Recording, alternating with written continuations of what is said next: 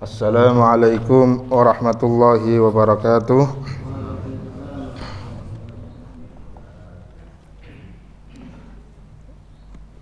Alhamdulillahi rabbil alamin.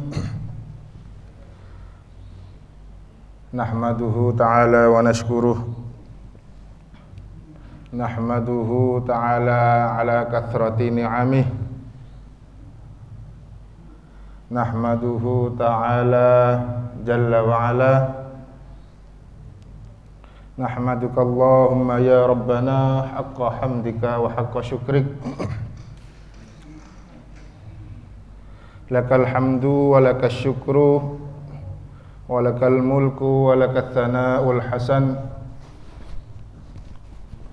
La hawla wa la quwwata illa billahil aliyyil azim. Ashhadu an la ilaha illallah wahdahu la syarika lah. Syahadatan annahu la ma'buda bihaqqin illallah. Wa asyhadu anna sayyidana Muhammadan abdullahi wa rasuluh. Safiyullahi min khalqihi wa habibuh. Ballagha risalati rabbih wa adda amanatah wa nasahal ummah wa kashafal ghummah wa jahada fi sabili rabbih hatta atahul yaqin. Allahumma salli ala sayyidina Muhammad wa ala alihi wa ashabihi ajma'in. Amma ba'du. Mari Bapak Ibu sekalian, saya tadi sudah baca syahadat. Kita baca syahadat bersama ya. Diresapi, dikeluarkan suaranya dari dalam kalbu, dari dalam dada kita. Kita baca syahadat tauhid, syahadat Rasul. Monggo sareng-sareng 3 kali. Asyhadu an la ilaha illallah wa asyhadu anna Muhammadar Rasulullah. Asyhadu an la ilaha illallah wa asyhadu anna Muhammadar Rasulullah. Asyhadu an la ilaha illallah wa asyhadu anna Muhammadar Rasulullah. Sallallahu alaihi wasallam wa syarrafa wa karrama wa 'azzam. Alhamdulillah. Yang saya hormati para alim, para ulama, para ustadz, para ustadzah, para guru-guru ngaji, para tokoh agama, tokoh masyarakat, sepuh masyarakat, dan seluruh yang hadir dari jamaah masjid Baitul Ma'mur, Perumahan Citra City Residen Jalan Sarirogo, Sidoarjo. Alhamdulillah kita diperkenankan untuk hadir pada kesempatan yang penuh berkah ini, pagi yang penuh berkah ini. Kita betul-betul dipilih sebagai manusia oleh Allah Subhanahu wa taala yang memiliki kesadaran zahir, kesadaran batin, kesadaran mental, kesadaran spiritual, sehingga kita menganggap penting akan hal undangan yang disebarkan oleh pengurus masjid. Dan momentum ini adalah terakhir, betul yang disampaikan oleh panjenenganipun Abah Ustadz Bagio. Ini ahad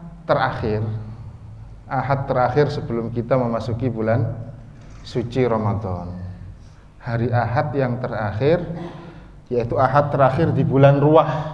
Kalau masyarakat lokal kita menyebut bulan Ruwah. Di dalam penanggalan Hijriyah sering disebut dengan bulan Sya'ban. Ahad terakhir sebelum kita memasuki bulan Ramadan. Tema yang saya pilih pada kesempatan kehadiran Ahad pagi ini, kita menuntut ilmu, bertolabul ilmi, berbagi ilmu, yang mana tentu saya mengetahui apa yang jenengan belum tahu, dan jenengan mesti lebih tahu dan tahu yang saya belum tahu. Itu wajar sebagai manusia.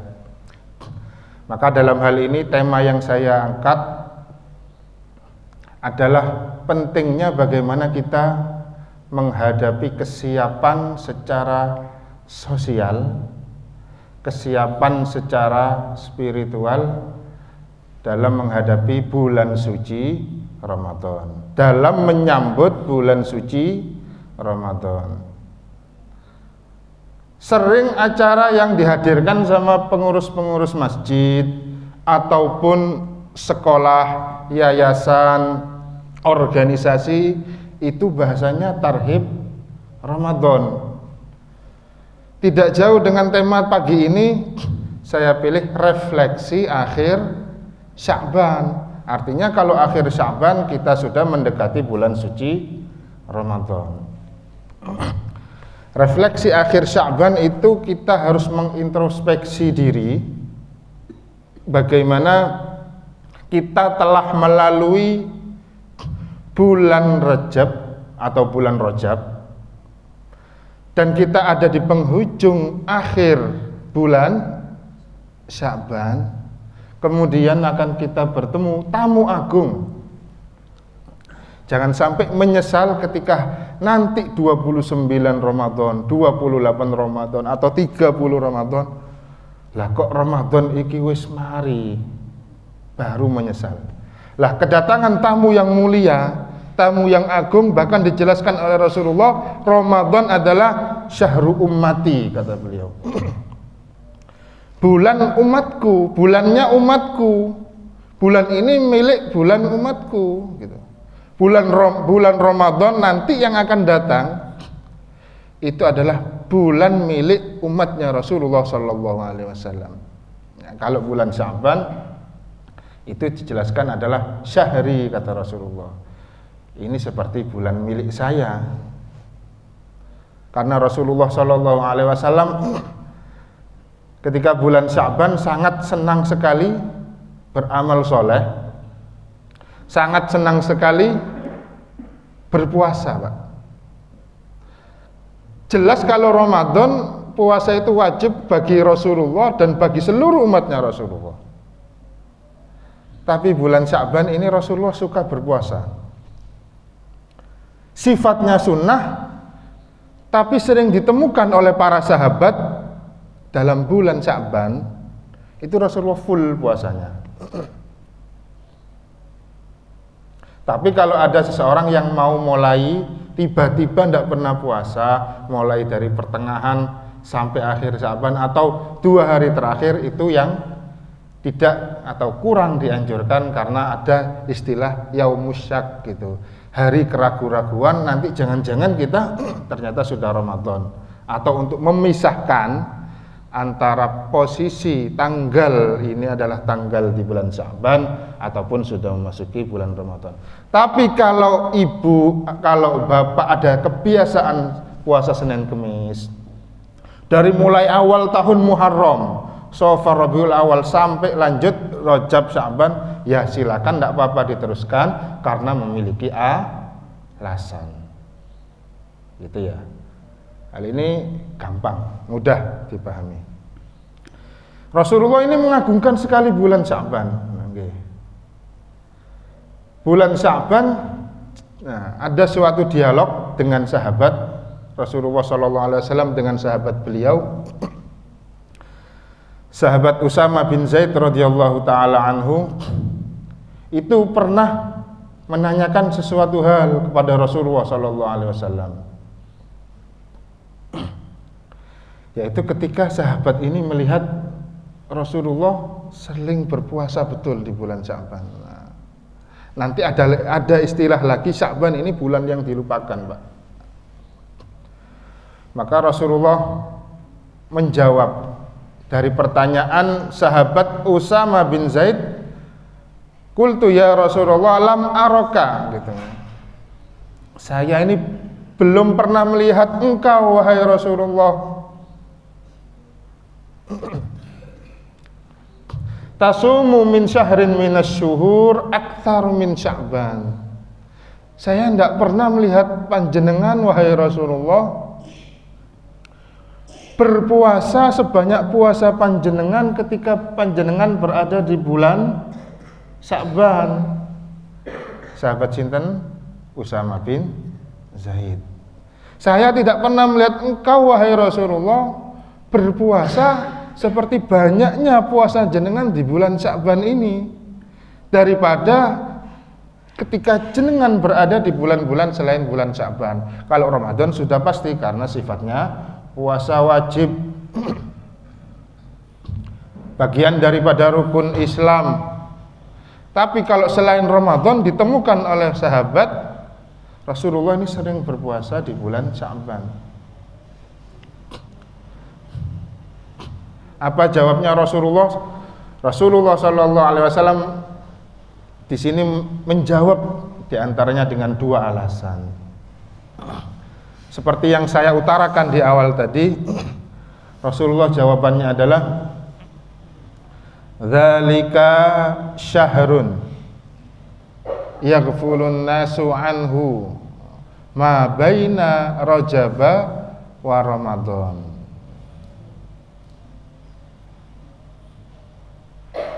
Dzalika syahrun yaghfulun nasu ma baina Rajaba wa Ramadan. Alasan Rasulullah yang pertama, saya berpuasa begitu seringnya di bulan Sya'ban, bahkan ditemui penuh saya puasanya bulan Sya'ban, karena alasan dzalika syahrun yaghfulun nasu anhu ma baina Rajab wa Ramadan adalah bulan yang dimana banyak manusia lalai akan pentingnya bulan Sya'ban, yaitu bulan ma baina Rajab wa Ramadan. Kalau orang sering ikut ulama, Pak, sering ngaji sama kiai gitu ya, mesti bulan Rajab itu diagungkan, dimuliakan. Bahkan ketika ngaji mesti tanggal 1 Rajab adalah tanggal bagaimana doa manusia tidak ditolak, kan gitu nggih. Ketika memenuhi syarat-syaratnya. Di antaranya ada 4 malam dalam 1 tahun gitu. Yaitu malam 1 Rajab, dalam suatu riwayat malam Idul Fitri, itu juga dalam riwayat juga dilanjutkan malam Idul Adha, dan riwayat yang lain satu lagi adalah malam Lailatul Qadar. Dalam riwayat lain disebutkan malam nisfu Sya'ban. Lah ini yang diterima oleh para sahabat, maklumat dari Rasulullah Shallallahu Alaihi Wasallam. Kalau kita ya tadi sering ngaji dengan para ulama, pasti mengagungkan bulan Rajab, gitu ya. Tapi Sya'ban banyak dilupakan, Pak. Sampai nanti mulai refleksi akhir Sya'ban gini, tarhib Ramadan, kita akan menyongsong kedatangan bulan suci Ramadan, kita mulai kembali ingat. Nah, maka alasan Rasulullah Shallallahu Alaihi Wasallam, dzalika syahrun yaghfulun nasu anhu ma baina Rajab wa Ramadan. Ternyata prediksi Rasulullah dari zaman lampau dan ditemui oleh Rasulullah, umatnya yang satu zaman, bahkan zaman yang akan datang, zaman kita sekarang ini, bulan Sya'ban sering dilalaikan dalam hal mengisi amal-amal soleh, mengaji, bertadarus, menguruskan masjid, atau bersedekah, atau berpuasa. Kalau bulan Rajab juga disebut bulan istighfar. Kita diperintahkan banyak istighfar bulan Rajab. Kalau yang populer, bulan Rajab adalah berpuasa, seperti itu. Tapi bulan Sya'ban seperti tidak ada namanya, tidak ada gaungnya. Itulah yang dijelaskan oleh Rasulullah SAW, bagaimana Rasulullah memberi contoh terlebih dahulu. Beliau melakukan amal soleh, maka ketika perut kosong, kita termotivasi untuk ibadah. Bahkan ketika perut kosong, raga kita tersetting untuk tidak bermaksiat. Jasad kita mulai dari mata, lisan, hati itu berpotensi terhenti semua pintu-pintu kemaksiatan yang berasal dari jasad kita. Alasan yang kedua oleh Rasulullah SAW dijelaskan, kenapa engkau kok banyak puasa ya Rasulullah bulan Sya'ban seperti ini? Wa huwa syahrun turfa'ul a'malu ila rabbil alamin. Fa uhibbu ay yurfa'a amali wa ana shaim, itu kata Rasulullah. Begitu juga wahai sahabatku, bulan Sya'ban seperti ini adalah bulan di mana amal-amal kita diangkat kepada Allah Subhanahu wa taala. Dilaporkan kepada Allah Subhanahu wa taala. Fa uhibbu ay yurfa'a amali wa ana shaim. Sedangkan aku wahai sahabatku, aku akan merasa lebih senang ketika amalku ini dilaporkan dan diangkat kepada Allah sedangkan aku ini dalam kondisi berpuasa. Itu Rasulullah SAW. Ya kalau mungkin dulu bahan makanan tidak banyak, Pak. Bahan makanan itu sedikit, menemukan makanan sedikit, apalagi Rasulullah berada di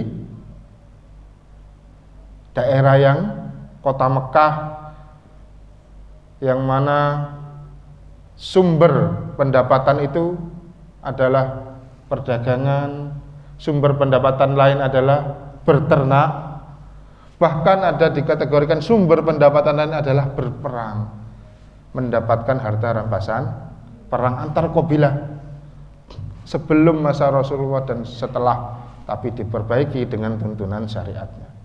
Maka sumber pendapatan manusia ketika itu terbatas dalam 3 hal itu.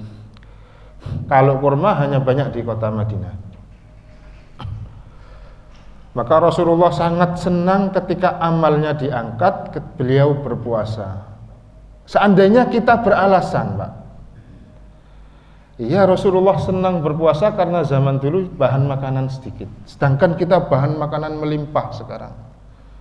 9 bahan makanan kebutuhan pokok terpenuhi, melimpah di desa, melimpah di satu kabupaten, melimpah di kota, bahkan di provinsi melimpah. Bahkan warung-warung begitu banyak terbuka sehingga kita jarang berpuasa. Boleh kita berpuasa 1 hari di bulan Sya'ban, 2 hari, ataupun Senin Kemisnya pun boleh. Sifatnya tidak wajib. Jika ada manusia beralasan, saya ingin mengisi amal Sya'ban ini daripada dengan berpuasa karena saya tidak tahan menghadapi godaan kuliner yang bermacam-macam. Sekarang semakin banyak kuliner. Saya mengisi dengan beriktikaf di masjid dan menghatamkan bacaan Al-Quran 1 minggu 1 mushaf. Seperti itu, Pak.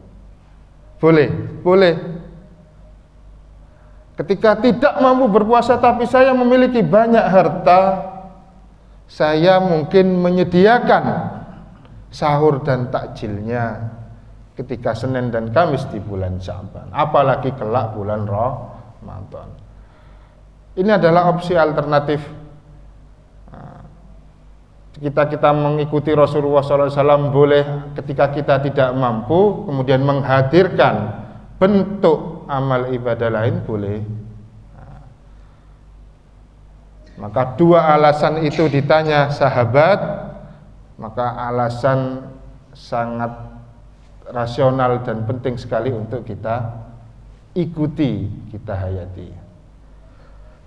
Bapak-bapak dan ibu-ibu yang dirahmati Allah Subhanahu wa taala, maka mari kita merefleksi. Artinya itu kita memeriksa diri sendiri ya. Pernah kita mendengarkan pasti nanti jangan sampai kita keluar bulan Ramadan tidak menggapai kemenangan. Kecewa. Bahkan banyak orang tidak berpuasa itu, Pak. Jangan sampai kita keluar Ramadan tidak menggapai kemenangan, kemudian ikut-ikutan berhari raya. Ini hal yang tidak masuk akal kan begitu, Pak.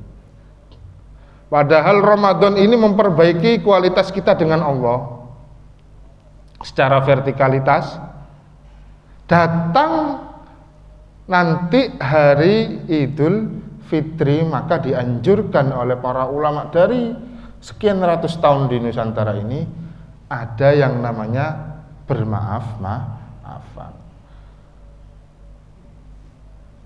Setelah 30 hari Ramadan kita mendapatkan ampunan, maka sisanya adalah maaf kita kepada sesama manusia. Maka Allah pasti memberikan maaf ketika kita beristighfar, bertaubat, taubatan nasuha.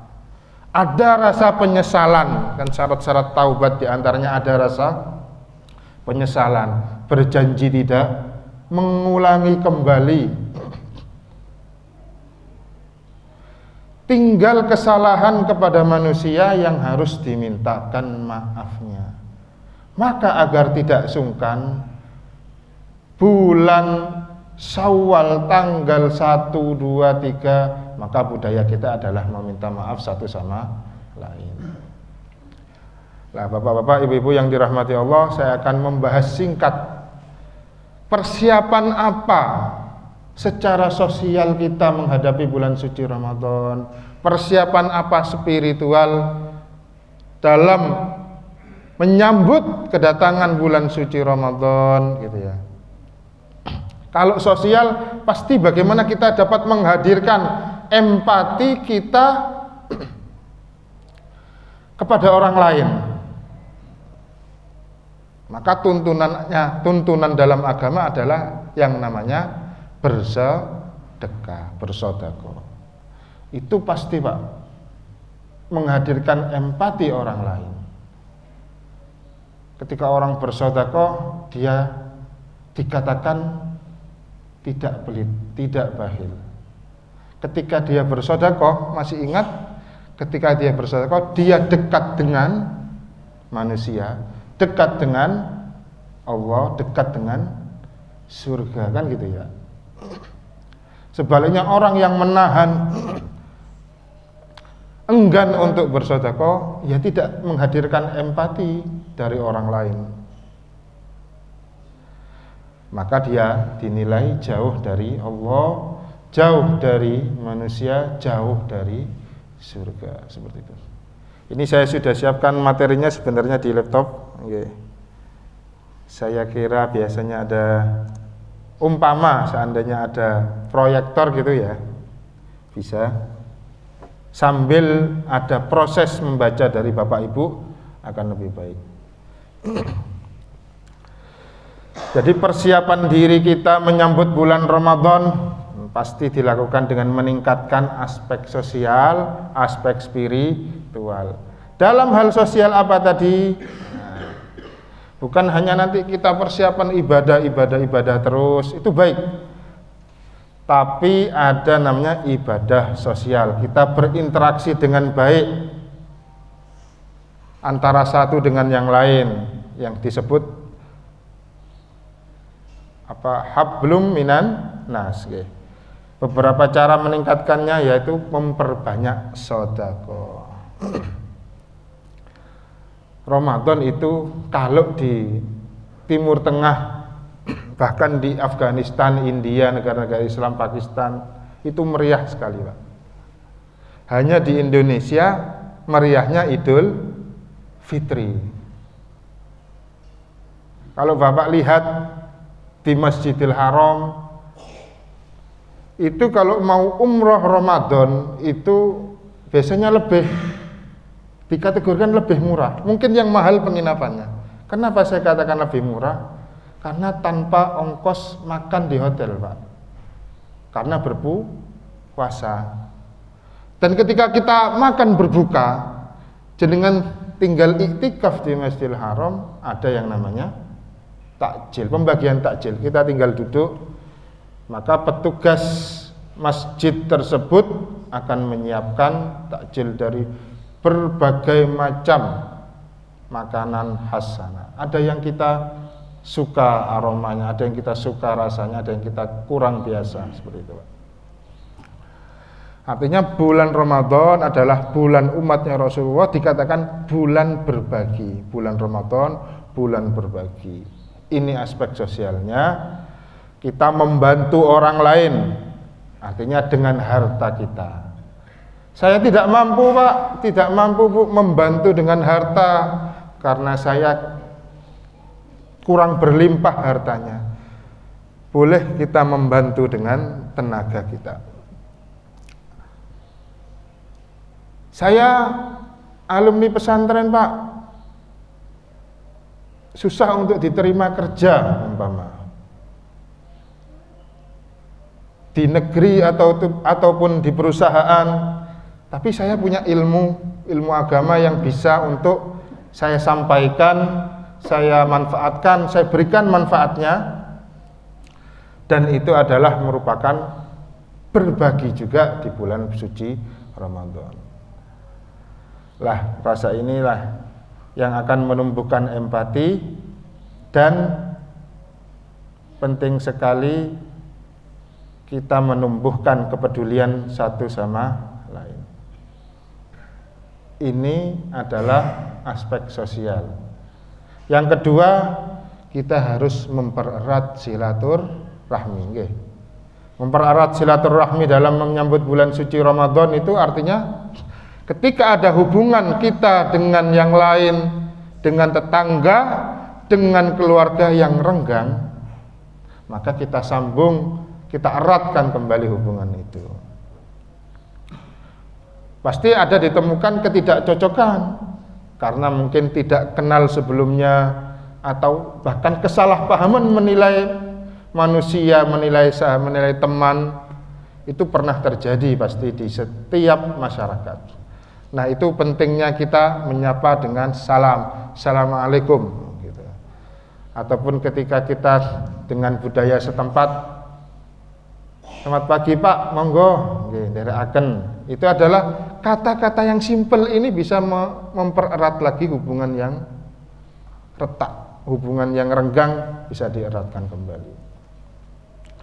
Bahkan hubungan-hubungan di desa, sedikit ada makanan lebih pun, satu donat umpama, Pak, atau satu arem-arem pun itu dibagi ke tetangga, tidak masalah. Itu tidak malu kalau di desa, Pak. Ini monggo gitu, ditaruh di piring, mungkin ada satu arem-arem, ada satu onde-onde, atau satu yang lain dibagi. Itu jika kita terapkan di masyarakat perumahan akan menjadi lebih bagus. Itu mempererat hubungan yang renggang, bagian dari mempererat silaturahim. Lah, dalam menyambut bulan Ramadan ini, memperbaiki hubungan yang renggang, meminta maaf mulai kita lakukan. Kembali menjalin dengan komunikasi yang baik, dengan keluarga yang jauh kita sapa, yang dekat kita jaga hubungannya, baik dengan relasi, dengan tetangga, dan yang lain sebagainya. Kemudian kita diperintahkan untuk menjadi pribadi yang pemaaf, pemaaf, lebih sabar lagi. Nah, ini juga aspek sosial untuk menyambut bulan Ramadan perlu kita persiapkan. Pemaaf dan lebih sabar. Artinya ini latihan kita menahan diri sebelum datang bulan Ramadan, refleksi Sya'bannya ada. Kita sabar, kita pemaaf. Pasti ada kesalahan dari siapapun, yang sengaja maupun tidak sengaja, tapi seorang muslim tetap bersaudara. Kita harus bersabar, memaafkan, kemudian menahan diri. Nah, menahan diri dari sifat marah kita, nafsul ammarah bisu, ataupun sifat wajarnya manusia ini diberikan Allah itu ada, yaitu sifat marah. Ataupun secara umum, secara utuh itu nafsu, Pak, dititipkan oleh Allah ke dalam diri manusia. Kalau malaikat tidak diberi nafsu, maka kadang kita tersulut amarah dan yang lain sebagainya. Jadi kisah dulu penciptaan akal dan nafsu, Allah menciptakan akal. Ketika diciptakan kemudian dipanggil akal itu oleh Allah Subhanahu wa taala. Pertanyaan yang singkat oleh Allah, wahai akal, siapa engkau, siapa saya? Masih ingat ini Pak, dialog ini? Siapa engkau, siapa aku? Akal menjawab, karena akal adalah termasuk sesuatu yang cerdas yang diciptakan Allah. Engkau adalah Tuhanku, saya adalah hambamu. Itu dia. Tapi sebaliknya, nafsu setelah diciptakan oleh Allah Subhanahu wa taala kemudian dipanggil, wahai nafsu, kemarilah, saya akan bertanya kepadamu, siapa engkau, siapa saya? Tolong dijawab. Apa jawaban nafsu itu, Pak? Saya adalah saya, engkau adalah engkau. Jadi tabiat nafsu dari awal seperti itu. Setelah diciptakan Allah, dipanggil dan ditanya, kemudian dimasukkan ke dalam neraka, dipanggil lagi, siapa engkau, siapa saya? Ditanya seperti itu lagi, nafsu tetap menjawab, engkau adalah engkau, saya adalah saya, sampai berkali-kali. Tapi ada yang namanya, kira-kira dalam suatu riwayat itu neraka yang lapar, neraka lapar, Pak. Nama itu neraka lapar lah. Maka disitulah digunakan oleh para ulama, ibadah puasa ini efektif untuk mencegah kita daripada nafsu. Setelah dimasukkan 100 tahun, dipanggil lagi, siapa engkau, siapa saya? Nafsu menjawab, engkau adalah Tuhanku, saya adalah hambamu. Maka kita harus memperhatikan dalam hal sosial, yaitu menjaga amarah kita agar kita menjadi pribadi yang lebih sabar dan pemaaf. Begitu juga kita mengikuti kegiatan sosial keagamaan, itu mempererat hubungan silaturahim. Artinya kita membantu persiapan acara. Jika saya lihat, kalau Ramadan itu yang umum pasti ada, biasanya adalah takjil, sholat raweh pasti ada, dan tadarus. Boleh ditambahkan 2 hal lagi. Di dalam pagi hari biasanya disediakan sahur bersama dan kajian habis subuh. Itu dia. Jadi kalau saya kelompokkan itu ada 5 hal, suatu kelebihan yang bagus, tambahan yang bagus yang tidak ada di dalam selain bulan Ramadan tapi ada di dalam bulan Ramadan. Jika kita mengikuti itu semua, Pak, kita berangkat dari rumah, di gang kita ketemu tetangga, assalamualaikum Pak, kita sapa. Kados pundi kabaripun panjenengan, sehat sedanten? Bagaimana kabar anaknya?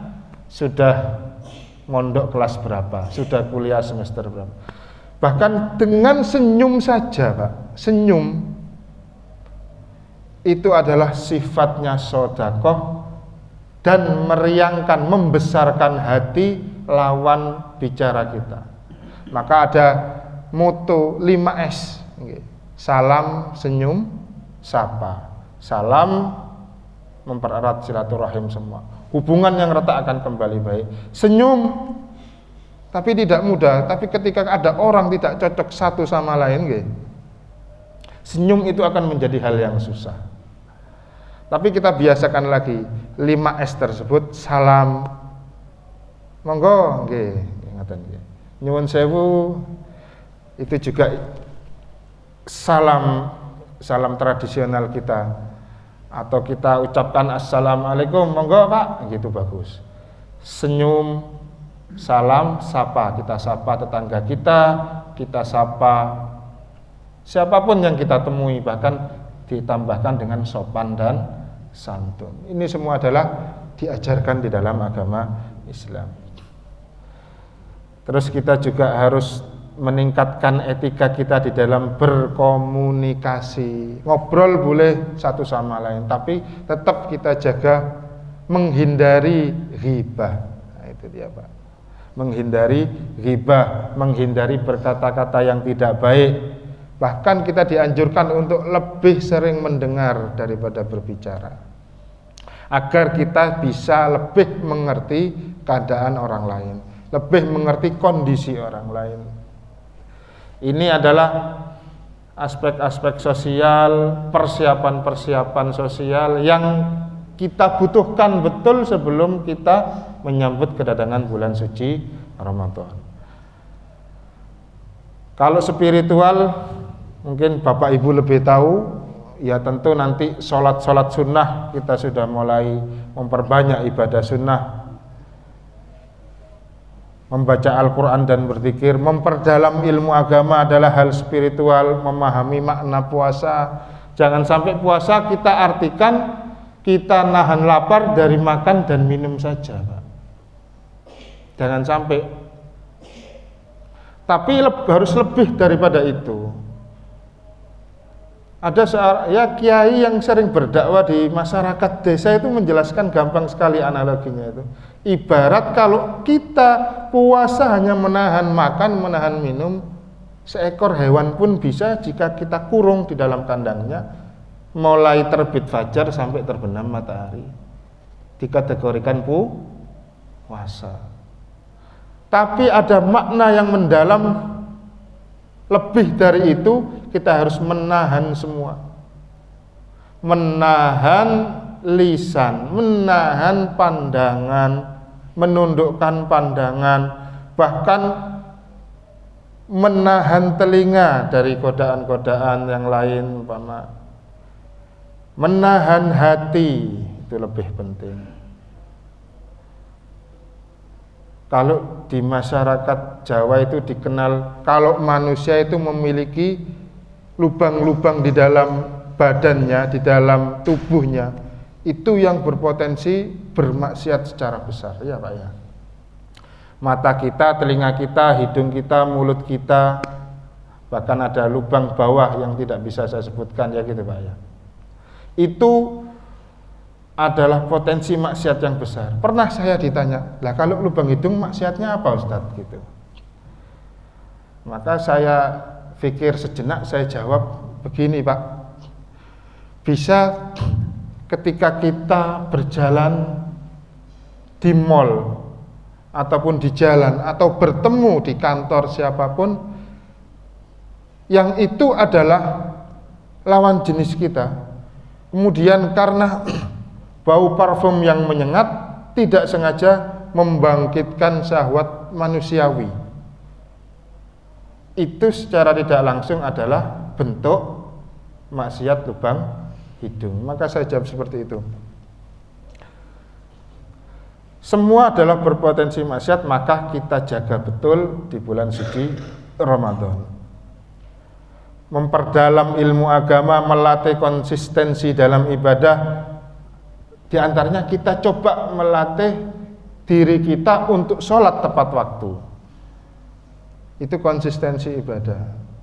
Kita lebih nikmat kalau ketika azan kita keluar rumah, kita ikut berjamaah, setelah salam kita bertemu dengan siapapun yang hadir ikut berjamaah, dan perasaan kita enak, kita telah sholat di awal waktu. Di antara juga tadarus Al-Quran, berdoa agar Ramadan ketika tiba kita masih diberikan kesempatan. Adakah jaminan Pak kalau kita ini nanti masuk Ramadan terus keluar Ramadan meraih kemenangan? Belum tentu. Kalau yang tidak mengupayakan itu diri kita tidak menemukan kemenangan itu. Bahkan kita menyesal Ramadan ini telah berlalu.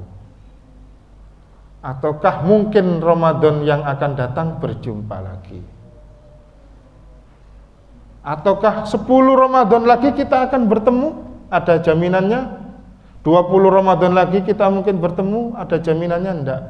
Ataukah Ramadan besok yang hanya kurang 6 hari atau 5 hari? Apa kita ada jaminan bertemu?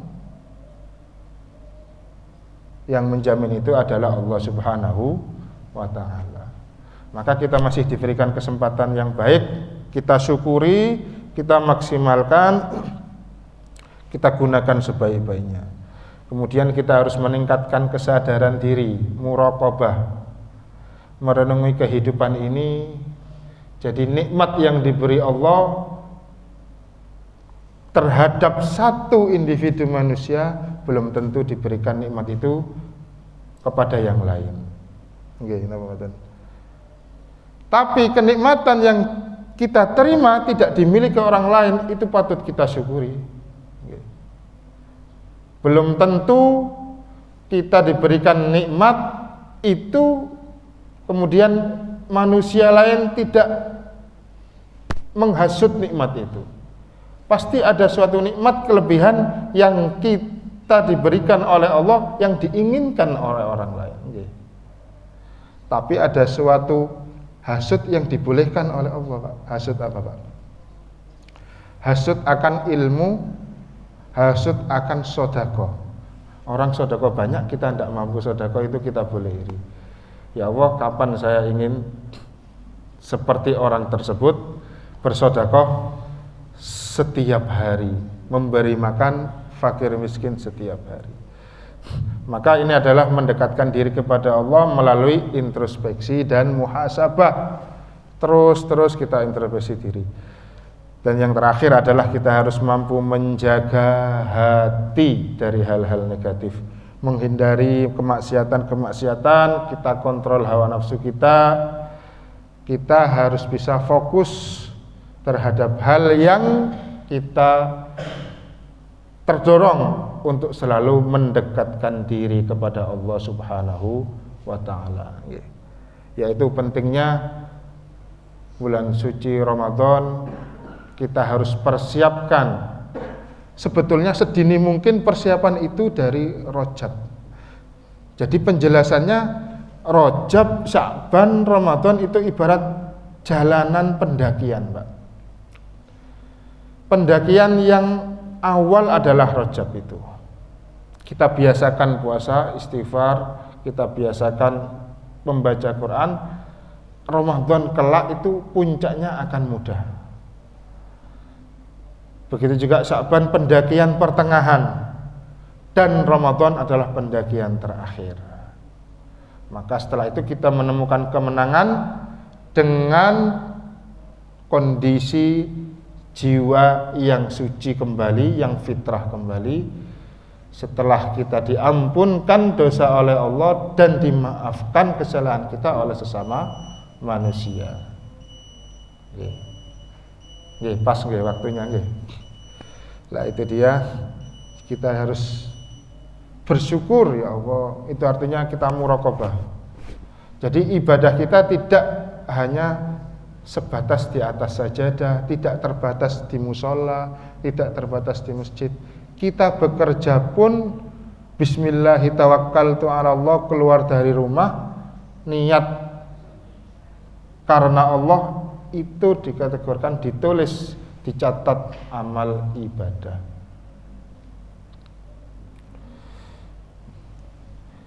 Maka agama ini memang lengkap, tidak hanya aspek spiritual, tapi sosial juga ditingkatkan, diperbaiki. Maka masjid bukan hanya sarana kita untuk menambah pahala kita, meningkatkan kualitas atau demi kehidupan akhirat kita juga, tapi kita juga menjaga hubungan baik, hubungan sosial. Kira-kira itu yang dapat saya sampaikan. Semoga kita diberikan kesempatan oleh Allah Subhanahu wa taala bertemu dengan bulan suci Ramadan yang sisa 6 hari ini, dan dapat kelak mengisi setiap detik, setiap jam, setiap harinya dalam bulan suci Ramadan dengan amal sebaik-baik mungkin, dan kita meraih kemenangan dan mendapatkan Lailatul Qadar di 10 hari bulan suci Ramadan yang sengaja disembunyikan oleh Allah karena besarnya pahala dan nilai Lailatul Qadar di sisi Allah Subhanahu wa taala. Dan semoga kita kelak kembali fitrah merayakan hari Idul Fitri setelah kita lengkap menjalankan siang berpuasa dalam Ramadan dan malamnya menghidupkan Qiyamul Lail di malam-malam Ramadan. Al-Fatihah. A'udzu billahi minasyaitonir rajim. Bismillahirrahmanirrahim. Alhamdulillahi rabbil alamin arrahmanir rahim maliki yaumiddin. Iyyaka na'budu wa iyyaka nasta'in. Ihdinas siratal mustaqim. Siratal ladzina an'amta 'alaihim ghairil maghdubi 'alaihim waladdallin. Amin. Maulaya salli wa sallim daiman abada ala habibika khairil khalqi kullihim huwal habibul ladzi turja syafa'atuhu likulli hawlin minal awali mutahimi ya Rabbi bil Mustafa lima qasidana waghfir lana ma madha ya wasi'al karami ya arhamar rahimin ya arhamar rahimin ya arhamar rahimin farij 'alal muslimin. Allahumma shalli ala sayyidina Muhammad wa ala ali sayyidina Muhammad walhamdulillahi rabbil alamin. اللهم اجعل جمعنا هذا جمعا مرحوما وتفرقنا من بعده تفرقا معصوما ولا تجعل فينا ولا منا ولا بيننا شقيا ولا محروما برحمتك يا أرحم الراحمين. ربنا لا تدع لنا في مجلسنا هذا ذنبا إلا غفرته ولا هما إلا فرجته ولا عيبا إلا سترته ولا دينا إلا قضيته ولا مريضا إلا شفيته ولا ميتا إلا رحمته ولا مسرا إلا يسرته ولا فرا إلا فرجته ولا دينا إلا قضيته ولا حاجة من حوائجنا الدنيا والآخرة هي لك رضا ولنا فيها صلاة إلا قضيتها ويسرتها برحمتك يا أرحم الراحمين. اللهم بارك لنا في شعبان بارك لنا في شعبان بارك لنا في شعبان وبلغنا رمضان وبلغنا رمضان وبلغنا رمضان يا حنان يا منان يا قديم الإحسان. ربنا آتنا في الدنيا حسنة وفي الآخرة حسنة وقنا عذاب النار. سبحان ربك رب العزة عما يصفون وسلام على المرسلين والحمد لله رب العالمين. الفاتحة. أعوذ بالله من الشيطان الرجيم. بسم الله الرحمن الرحيم. الحمد لله رب العالمين الرحمن الرحيم مالك يوم الدين. إياك نعبد وإياك نستعين. اهدنا الصراط المستقيم صراط الذين أنعمت عليهم غير المغضوب عليهم ولا الضالين. آمين.